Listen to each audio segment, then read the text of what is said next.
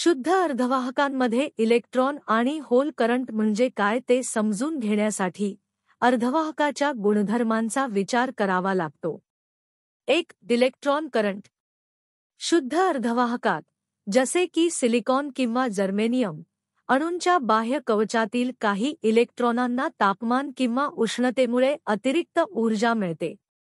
यामुळे ते आपापल्या अणूंच्या बंधनातून सुटतात आणि स्वातंत्र्य मिळवतात.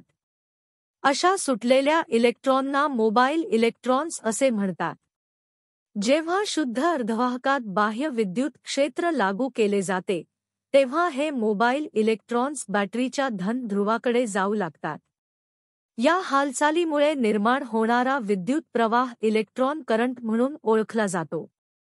म्हणजेच इलेक्ट्रॉन्सच्या हालचालीमुळे निर्माण होणारा प्रवाह.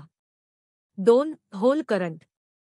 शुद्ध अर्धवाहकात एक इलेक्ट्रॉन जर अणू सोडून निघून गेला, तर त्या अणूच्या ठिकाणी एक रिक्त जागा तयार होते, ज्याला होल, रंध्र म्हणतात.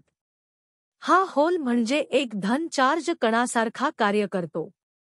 इतर शेजारच्या अणूतील इलेक्ट्रॉन्स त्या होलला भरू शकतात, ज्यामुळे होल एका जागेवरून दुसऱ्या जागेवर सरकत असल्यासारखा दिसतो.